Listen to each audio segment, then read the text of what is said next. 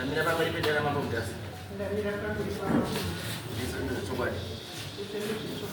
Pachabatwa nemusha. Mwari alibatsirwa.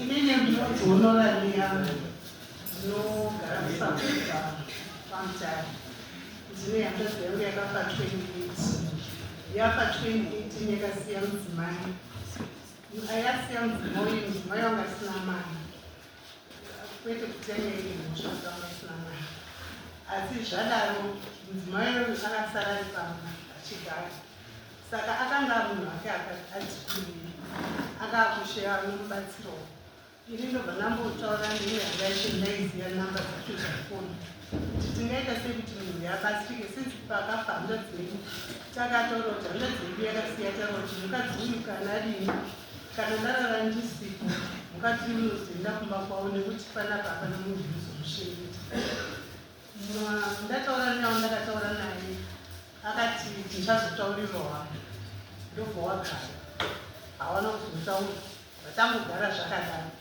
saka zvakadaro rimwe zuva ndaiti ndichibva kuchechini ndaidarika hangu nekomba iko kwavo nhasi kapindi payati ndaingodarika nerodhi padhuze nerodhi ndaingodarika nerodhi ndichingomuna akagara panze ndongoona kuti uri raiti ndotopfuura hangu handikonipo handini asi ndaingomuna akagara panze pamwe ndaimona akagara pamumango unongoona kuti hangu uri raiti ndongodarika hangu dzimwe nguva pamwe ndongoti maindini ndiri kure ndongodarika kusheni saka pakazoita 3 weeks ndichiwodarika niko handisi kuchamuona kii yakangokiwa then ndakazouya ndichibvunza manext door wacho ini murume wangu handisi kumuona apa wakamboendekiko manext door yabvangu nditi teteni ameno pane mota yakauya panapa asi zvayakauya panapa ameno akataura nawo kana kuti tichaziva kuti mota yakauya asanga nemupurisa wangarimo saka kuti tichiriwo akaendeswepi kuti akaendeswa machembere kuti akaendeswepi hamina tikuziya saka ini ndakatanga kuita mafollow kuti ndizive kuti munhu wakamboendi ndakaenda kumachembere ndikabvunza machembere kazi hakuna munhu wakamboya akadaro pandaenda kuhospital vandatsvaga kazi hakuna munhu akadaro ndobva ndatoya ndatogara saka pambava pane murume waisogara saka pane murume unogara pavo dai mukazoya mukazomuona asi unouya manheru zvekuma8 mukamutengera munhu ndobva ndakabva ndazouya mumisi manheru bva ndabvunza murume akwatotanga kutondipopotera abva ndati aiwa ini ndada kungoziva chete kuti wakatorwa nani ndozvakanga kungoziva hapana zvakawanda zvaurikuda bvangoti ndainobvunza ndekwafirindeti bvunzai hama dzangu dzekwafirindeti ndinoangaziva kana kuti hama yacho imwe iri kuuk abva ndati ndibva ndatobuda hangu bva ndatoenda saka tazogara pakazoya meseji kumwana wehandoziva meseji yacho yanga isina zita yakangozi tisu takatora maili yavo but yanga isina zita meseji iyi saka ndakazodini ndakazofona futi kune muroro wacho kuchedutu ndikati pane meseji iruzi nemwana handoziva kuti akaona iruzi tisu takatora maili yangu ari kwenyu here kazi aiwo tisitinawo tiri kwachengeta ndikati right kana ari ikoko ndaingoda hangu kuziva kuti ari kuti semunhu ndaindoona andoripo dzimwe dzenguva ndaitoti ndikarima munhu wangu wandinorima kutaundi ndaitoendapo ndoti tumai munhu auye kotora chibage wototuma anhu aitoya achitotora chibage kuba ikoko saka zvazodini muroroyo wakazorwara nechedutu ikoko ndobva arwara ikoko muroro wacho wabva tonditaura akati teteni muroro wenyu kunokuwa kurwara ndozvakanditaura kati wakurwara chii kasi ameno urikoti makono kasi munodotora naye ndobva ndatoti ndingatangudotora naye bva ndatotaura nawo saka muroro wakazoshaika ashaika kudaro wakashaika ndifunga kuna majuni amira ndinyakuziva mwedzi yacho ashaika kudaro hama dzacho dzakabva isu takabva atikutaura kuti muroro bataenda kumusha kwavo taenda kumusha kwavo takatadza kuwirirana batangofa yedu batatoke then pakuzohamba tapa havana kuzokotora mbasha kusvikira nanasi yangu iri pekuti ngavatore mbasha ngozakana mwedzi chediti imba ndeyekanzi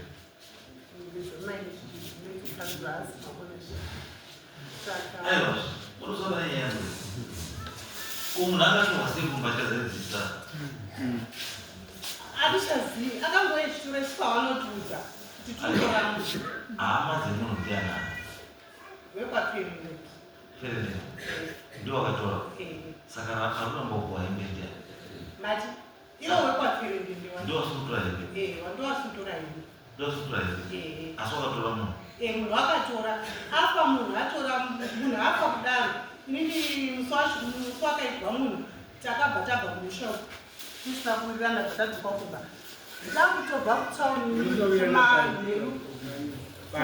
kumanheru ndakuzoka ndakazoona motika yakamira isataona ikoko kunhamo ari kudzikisa mavheki kwakuenda kuenda kosvipa ndijani ine ndakabva ndamira hangu pamatika Izwa. Ini mchamusina kuwirana chii? kurufu akatadzima kuuya kodini panapa mamusikaduchirita munhu saka Alright. Ini pandapati kuyanga mukadzi yangadzini. Saka anga mukadzi yangadzini. Andisi. Kana hama dzacho dzisiri kutora zvinhu zvehama dzavo, ivo vari vanga vamuchengeta. Ivo munonetseka nei?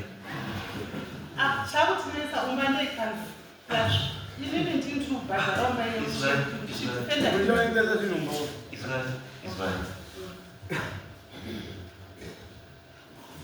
Imba zviro zvizvazvizvenyu.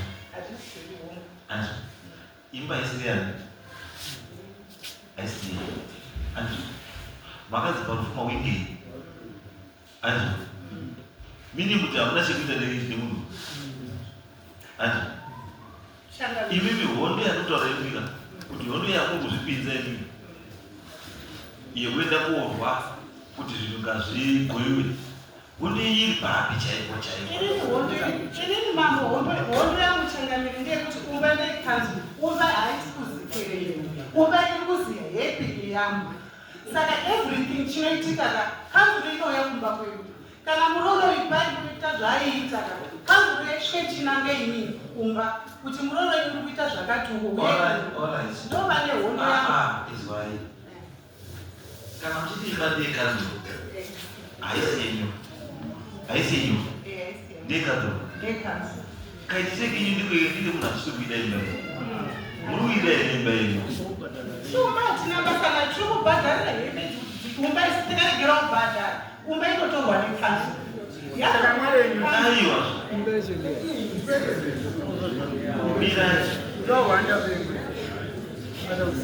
avanotanikurwana inobatiipestoika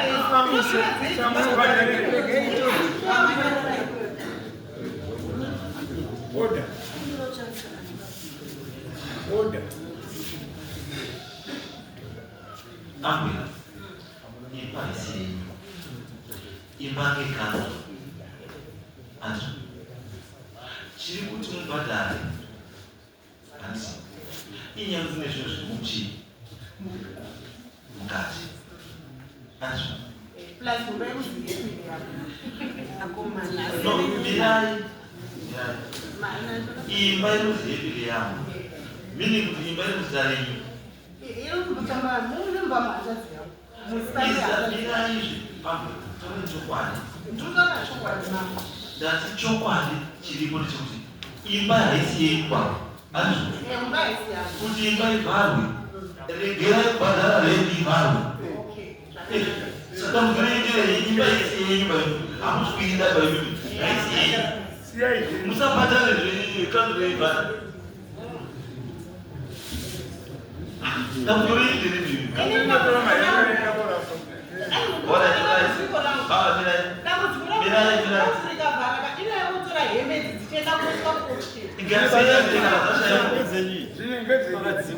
Kana dzashaya munhu kana iri muswa dzepezi kutorwa torai kamweniso pamwini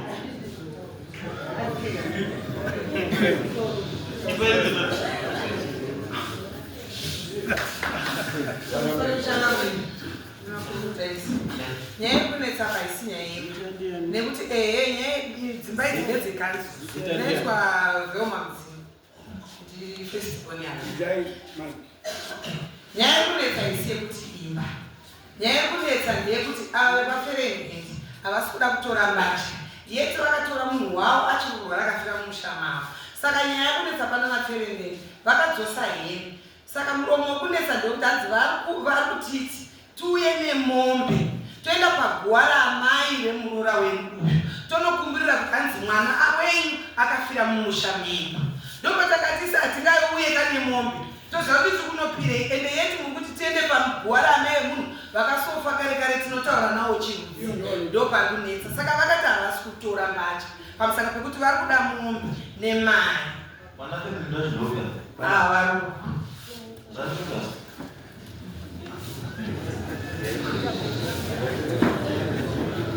Pamusoro pekutasa ini ndinoitwa Xmas Perendende.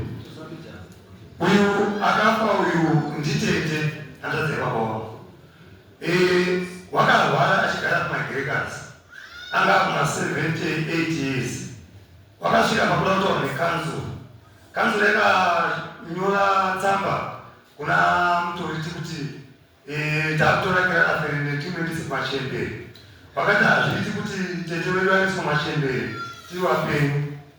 Vakatorwa akaendeswa kuChegutu, akachengetwa kuChegutu, akatorwa akaendeswa kuHarare. Ari kuHarare ikoko wakarwara serious. Wakati kaizarwa nasekuru tete wakamuka wakafa tinozoita sei? Tikati hazvinesi chiunzai tete kumusha kuno kutichengete sezvo rudziro paRiambo wakaramba kuti haangoni kuchengeta. Tete wakasvika pakufa ari paVhumbu. Apa paVhumbu wakwambo wakanaidzwa naRiambo kuti uyai tete wafa. Kwakauya anonzi Noah Riambo. Takapinda matare ndikati kumapasi 10 usiku tikati imi makasiya tete wedu achirwara, makasiya tete wedu kusvika pakufa, saka taakuda expense yekuti tete wedu wafa. Takawachaja mombe yekuti tete wedu tisakamuchengeta, tikawachaja 400 US yekuti izvoni toti muripe kubhokisi nechikafu.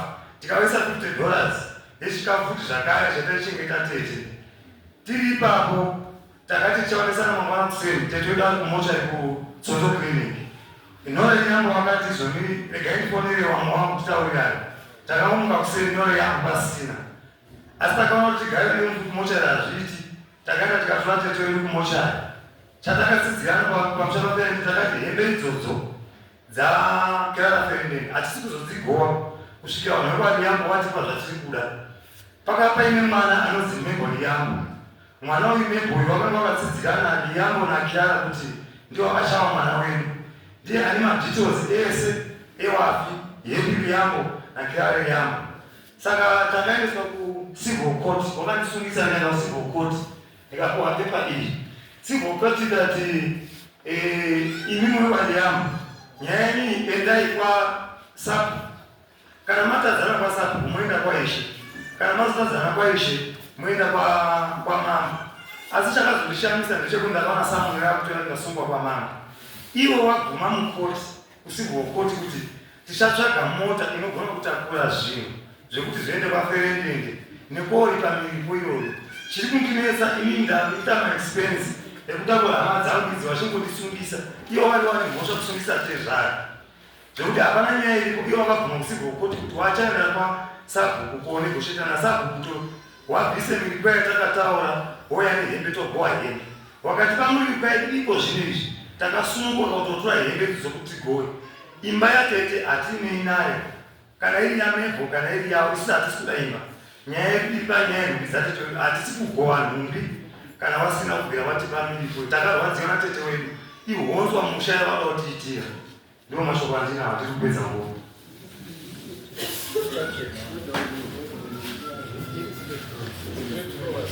Pamusoro ipapo nyaya yamutaura yenhumbi yembatya igirasi takati tipei 400 mombe kana kuti dini. Haana kutaura muserufu. Muserufu akatotitanganisa akati kudai pano tikatofa. Imimi haundoona tezvara nditi zvekuti wakataura rini zviri basa. Imimi ndimu nembatya dziri mumbani. Ndimuda kubatsira kuti dzibve kumeke dzizi nemba yenyu. Saka zvekuti wakatitanganisa makaenda megarei.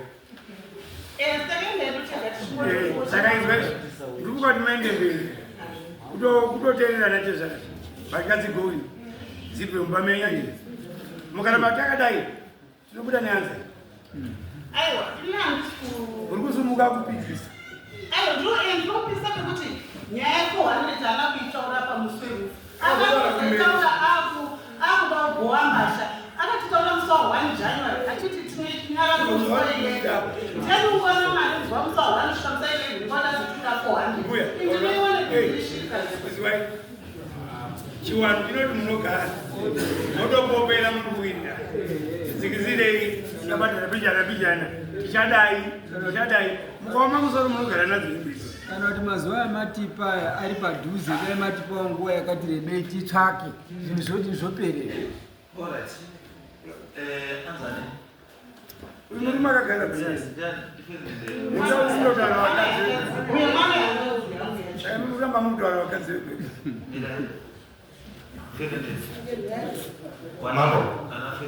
Mambo.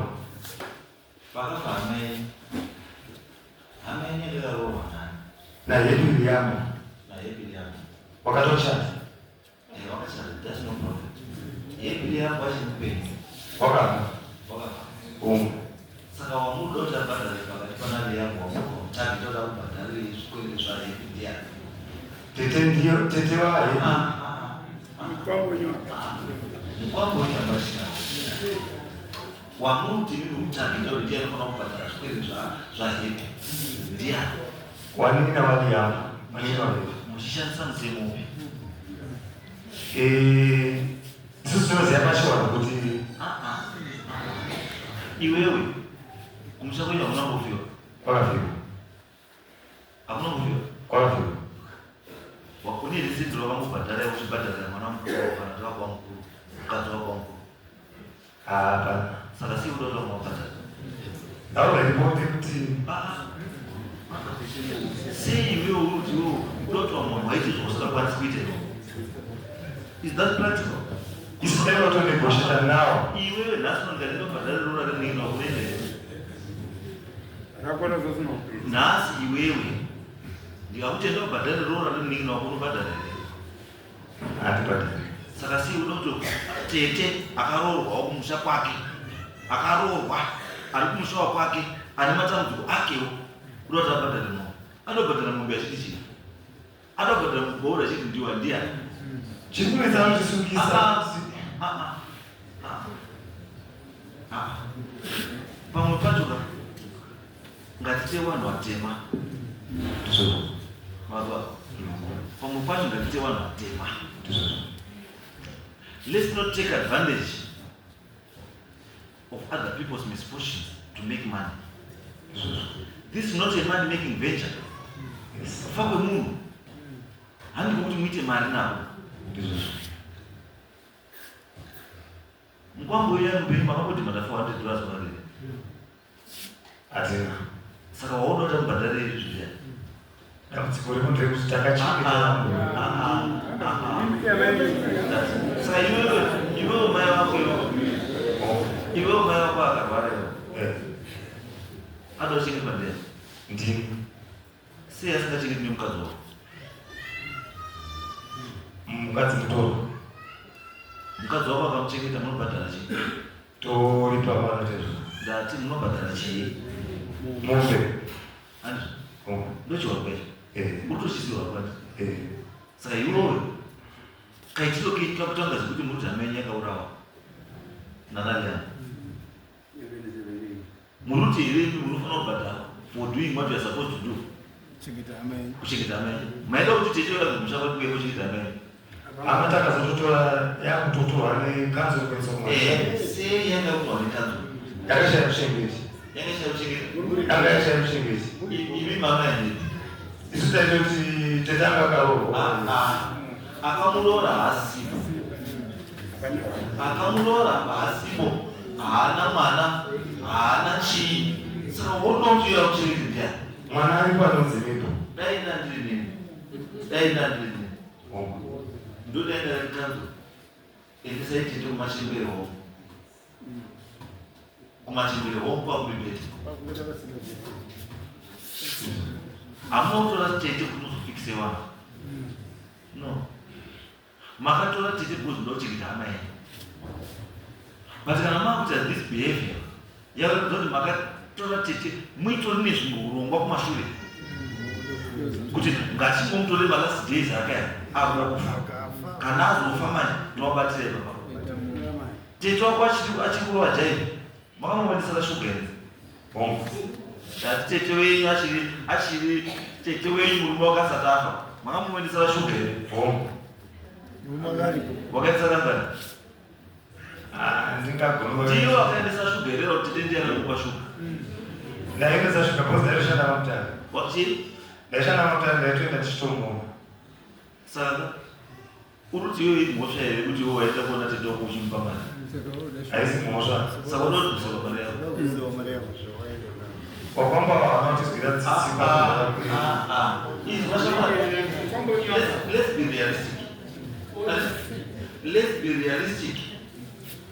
Andrew, tete wenyu kumusha kwa Liyambo mutoro wanhu wa Liyambo vanotorawo tete wavo ucheke kana zvinhu zvaoma. Imimi toraiwo tete wenyu muchengete kana zvinhu zvaoma. Ndosaka mwizi kana tete wenyu afa ndikunotanga kurowa. Andrew, kuratidza kuti munhu wani wedu sei musina kugidhima nemombe vamuzitanga ikoro hatasingatongovaona chiitai vanhu vacho musanetsana nezvinhu zvisina basa. ndosaka takatitewa takamai musasimudze mweya yakarara. Regai wakarara varare mugare. Musamutse tunyaya tusina basa. It cannot be an issue. Yekuti hatikugowa hemi nokuti ndakatenga tete shuka. Mangani makore yamamutora tete? 2 years. Saka 2 years ndozakurwadza izvo kuva makutanga kuti makuda kutobhadhara. Alright, kana mabhadhara anotora mungozvo ndiya. Wari wangu masinza mungu. Ndati. Mumuri, usiwatora mungu. Ndati mombe vairi kuuya ndeyani ndemuri hakuna chakadaro. Kana uchiti mhuri ka zviri kukuruda nevana vako nemukadzi wako. Saka uri kuti iwewe ndati mombe ida kuenda kunani? Waperendeni. Waperendeni kunani? Kune waperendeni. Kunani? Alright, mombe yauya. Mombe yauya. Anokwira muchikuwa achipira kuti wakwamboudza mombe ndiani? Ndibaba. Ndiye baba wekutora mombe. Ndiye baba wekutora mombe. Asi ndiwe baba wacho? Handisi. Ulipi baba wacho? Baba alikumkuma. Haana kumukoma, ndati baba. Baba wabafa. Saka imi muri tu ndimi munetsana vana mukoma. Ndimi makuzviita vana baba, kukanganisira vana baba. Nenyaya yekuda kudya yenyu. Akataura nyaya yekuenda kumakuwa ndiani? Kuti mombe da kuzokuna kuna mbuya kuzoti iombererwe kumakuwa. Amashoko atitoazivi. Atitoazivi kuti kune chinoomberwa kumakuwa. No, zvaizvo. Hakuna chinhu chakadaro. Ukana maonhu makuenda kumakuwa kunoomberera. Makunomutsa mweya wemombe. Hakuna munhu anoenda kumakuwa. Kana uchikuendesa kumaflowers, ukamwona wasvika paguva remunhu wauti akakuombera, washata. Asi isusu hatina vanhu vatangoenda kutiaishama. Ini ndikutaura zvakazwa. Ndozvandikupindura. Zvataurwa ndozvandikupindura. Hakuna munhu anoenda kumakuwa achinoomberera guva remunhu nechakanaka. Ukaona munhu akuomberera paguva, munhu iye washata. Asi isusu hatiendi kumakuwa kuomberera. Alright, it's okay ndaizwa here. Ndatiende saka iwewe. Uye zvakamira kuti hembe hadzikuhwivini kuti atinoya mombe. Hembe dzinogura kukotera wacho endai munotore hembe mazopedzera mataya. Hembe dzavo. Izwa. Ava wabhuye hembe vamusikwa. Ndizvozvo. unozoti awanikoswa kudzisiya hembe dzimwe ndizvo unoziva unonzwa ndiani ndiri ndiani ndiri wana vedu saka imi kuda chibhadharo manje kuti kubhadharo wekunzwa chenyu saka tongotiwa kwambo ndati hembe dziri mumba hazinogwiwa tete inyo noita kuna ani kuti hembe dzangu sei dzisinogwiwa kuna naferended kwenda unani kuna naferended saka unofanira kunga uri kumhanya izvizvi kuti hembe dzigwiwe ndiani ndiwana naferended asi wari kunonoka ndiwana izvi takatomirira wana ari kumisa ndiani akumisa naferended asi ari suppose kuzviita ndiani naferended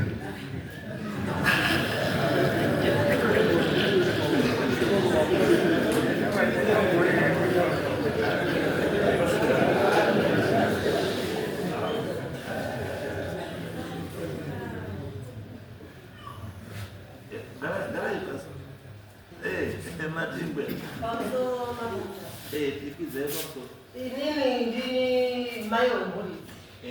Ndine murume una kirara akaakaiwa pani yavo. Kirara wakabotorwa ngemurora wakachengetwa kutaundi. Asi semunhu mukuru akanga akura takaona kuti hazviiti kuti munhu arambe anochengetwa ari kutaundi wakauya kumusha waimuchengeta ndini. Saka zvadaro takazoti kushaya kwaaita takazoona vanhu vepariyambo wasvika iwo wawa waripota nyaya. Wasvika vanhu vakanga vari pakubonga kuti munhu tomuiga sei todini. Vanhu vepariyambo wakati isusu hatina kana chinhu chetiinacho batandouya chete kuno. Wakabvunzana nevamwe varoora vari kumabasa wasiripo pazuva renhasi kuti imini mungati munhu wakaroorwa mumusha menyu makore akadai aigara makore akadai musi kumuchengeta. Kusvikira titora hama yedu isusu tiichengeta. Mabva mashava nechimwe here chomungaya nacho makabata kuti tibatsirane pakuita munhu. Saka maurirei ndiyo mubvunzo wakabvunza anga ari manini. Takazofuma mangwanani takuronga kuti munhu aende kobhodhi ende kotorwa kumochari tandoti isusu ngatichengete hama yedu kana iwo wati hatina chatakabata. Saka pakazonga taakuda kuita nyaradzo takabva tati kufa kwaita munhu. Inini ndakabva ndati wadikani mbasha hadzigoni dzangarushandisa ari pano ari kugara ari pano hadzigoni kuti dzisare dziri pano mbasha dzimwe dziri kumba kwake kwamutara. Takurai mbasha dzake muende kuisa kumba kwake dzigarire panzvimbo hadzirege kuti dzimwe dziri dzomuzwata rwazi motika yakaudzikisa mavhiri. Ndini ndakatodaro kuti handigoni kusara nembasha pano ngadziende kune zhinji dzacho kwamutara. Zvadaro panyaradzo wakanga warofonerana nawe ananhamba navanhu nevanhu vepariyambo. Takabvunza wasvika kuti kuvanhu vepariyambo ndikazva vanhu vepariyambo tawafonera wati isusu karucha yedu haiiti zvekuparadza mbasha. Saka nyimo vanhu vekwaferendede onai ngenyi ngenyaya yembasha. Isusu kwabva taona kuti vanhu vanga vari chimani musi wacho ngoti nyaradzo isusu takatoita kwazi iri wikendi ichiri chitatu kwizi Saturday nyaradzo. Oraiti kuti tichagoye mbasha ino kuti mawadzoka mabasa ngatichipanane nguva yekuti tizogoye mbasha dzigoyiwe. Isusu tanga titori musystem yekuti mbasha dzigoyiwe. Asi sevanhu tatakandoungana vanhu vakati imimiwo vanhu vepariyambo sinzo makaroorerwawo hama dzenyu yanga yakaroorwa mungondotendawo vana sekuru kuti makatichengeterawo munhu wedu hakusi kuti kuripisa. Vanhu vepariyambo hausi kuripiswa ende hatisi kuramba asi ndaita kundobvunzawo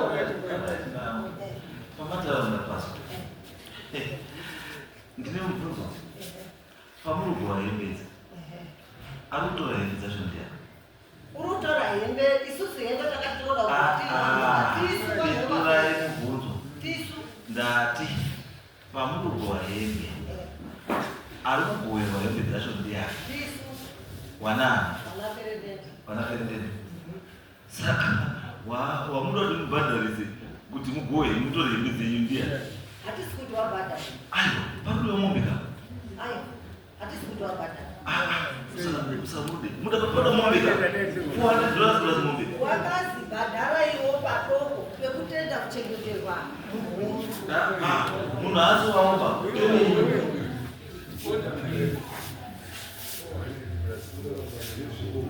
musarambe munhu ke isusu takati singaziva kuti munhu akaroorwa ungozonga anoramba ari we choto chamuzotore muine nacho kumba mune tafuwa zvoteva kwavo izwai ngatizwisise chishona chimanyika chingatinzwisisa hanizvo saka tinzwisisa tinoita vanhu vasina basa pamberi pevanhu tiite zanzi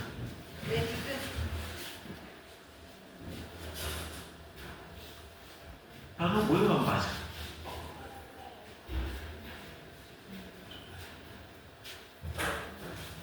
dzechikadzi wanin'ina wake nanasisi wake newana nadzadzi dzake ndo vanoshaya chii hembe idzodzo hapana munhu wekwale yangu anotakura hembe iyo hapana kana wata ndo chekutandika chechipiri panotanga kugoyiwa hembe anonzi tangai mamupa bhachi rake ndani sekuru wari wemufinati murupa sekuru wari yangu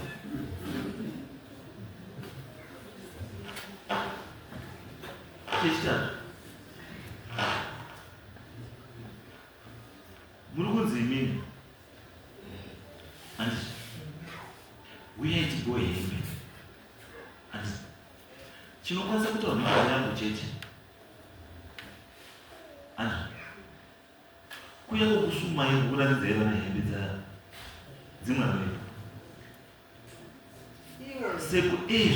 sekuru iyo hangamuti angazimusha menyika saka muda kupinda sei mumba mugotora hembe idzi kana muri dzimimi ndimi muridzi wemunhu saka mumba muda kupinda sei gotora hembe idzi kana mukasina kusuma pamusoro mama inini ndaikazvidzidzawo mama handizivi inini ndakaroga mukaona mhuri yangu inini iri kusungisa vabereki wangu inini kuti uyai mwana wenyu wakafa uya wambotambotaurira naye takangoramba here izwai makutaura manje hatina kumboramba mauchitaura manje ikona machudhinari mamusaka pamberi mukaisa machudhinari pamberi anokanganisira izvo dambudziko racho izwai pabuda listi the respondent was demanding $400 a beast grocery $50 token. He further asked us to hire a vehicle for ferrying the property. What do you choose? Who want to take the big license? I don't know. You don't know what you want. What I tell you, I'm just going to room for the bunker. zviro izvi zvayarengwa akaizvo isusu takatoshamisikawo kuzviona zviri patsamba hatisiziva kuti vanhu vemari regai pambodzodorai futa mirai pasaiti dzodorai kuti vanhu vazi kuti makati kudei maimoteera zvavakati kuda kujuvinaiisho mirai pamo dzokoroda zvataura kuti ndozvandakati ndozvatoda pamusoro patakatina tete pawakauya tagara sedare takavati vanomavopisa $400 ne$50 egosa mazizwe makusikwere kudai inini matauriro mudare ndandirimo azinotaura kwere mudare ndandirimo ndati azinotaura kwere zvakataura saka mamutimba mune makavatimba kudarirwa nomuzunguti azvizarova pamusoro mama yes zvataurika kuti ndizvo zvirudu vanhu vemari yavo sekunga wakarorerwa izvo wazotiisa kumatare izvo zvisondera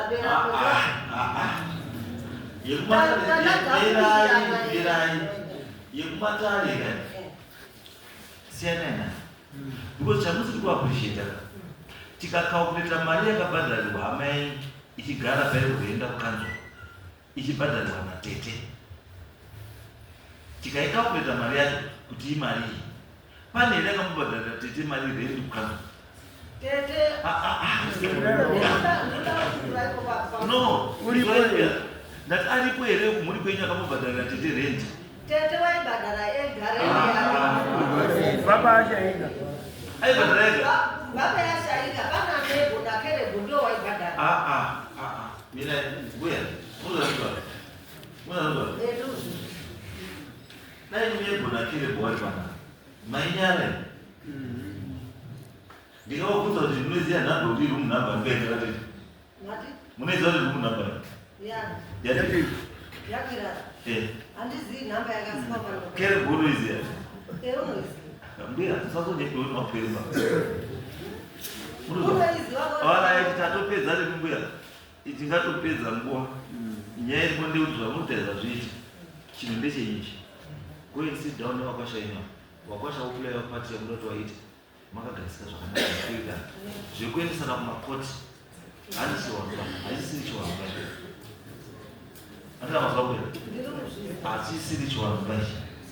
Chiwanga chinoti garai pasi wakwasha nechi namatezva. Uye kwawakaita wachitaura kuti handina chiro. Haisi mhosva. Saka muntu warombo waurawe. Kuita murombo wachibva wafa. Ko pane murombo pana ari kuigwa ari mupenyu kuti murombo. Murombo munhu. Kana munhu atoti handina hadi. Saka munoti mimi unza kazunari. Kana pasina padi hapana imi mita chakanaka. Because ndimi chabhadharwa pamberi muna Mwari nechakanaka chamaita.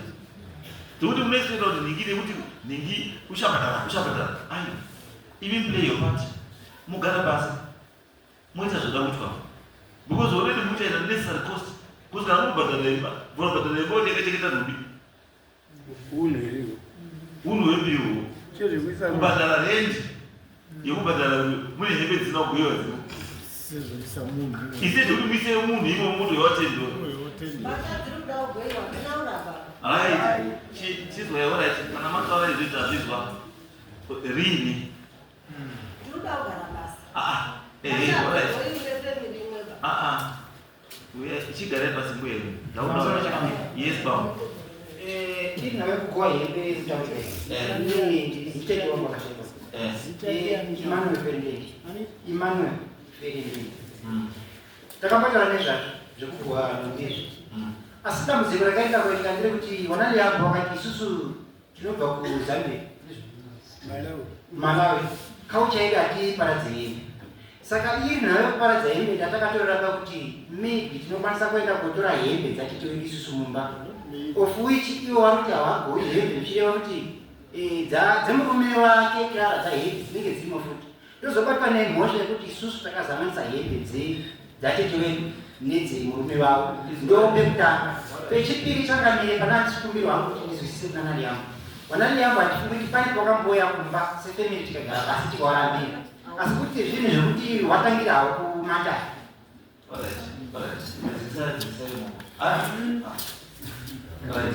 Izweka tinoisina time zvisina basa.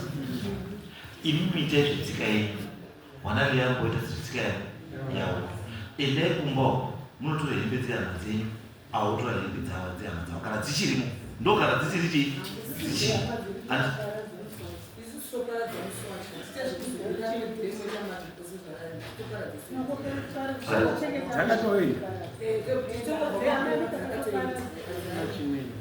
Saka chizwe bam ngati waste time.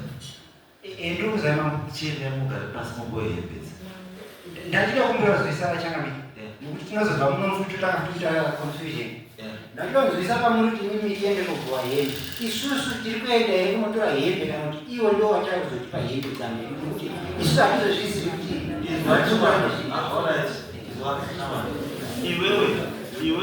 iwewe pachiwana patsika yenyu yenu kana mugowa hembe anoda kutora hembe anosunga hembe dzemuvhindi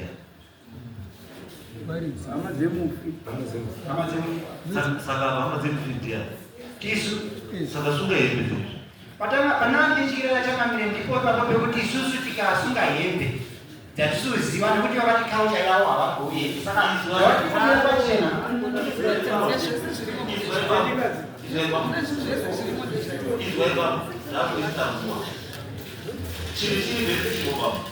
tati basa rewakwasha panyaya iyi kukupinzai murumu wachiti hembe dzimwe dzirapa idzi dzimwe dzirapa idzi waning'ina nanasisi wemufi wachitora zvinhu wachirongedza anditi wachirongedza mapedza sekuru osunga chi anditi zvinhu zvotakurwa zvoenda masvika kutuko musoyogwewa sekuru odi osunungura satopera mugowa zvinhu saka chinotenda chakamedza omira iyo oyo wazoti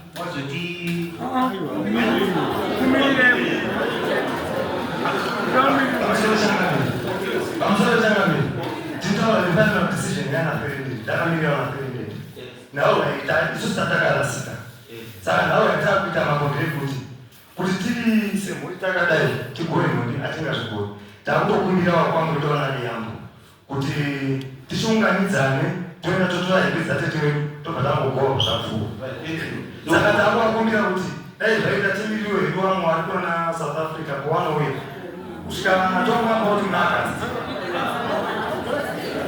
tongeza nemunagasti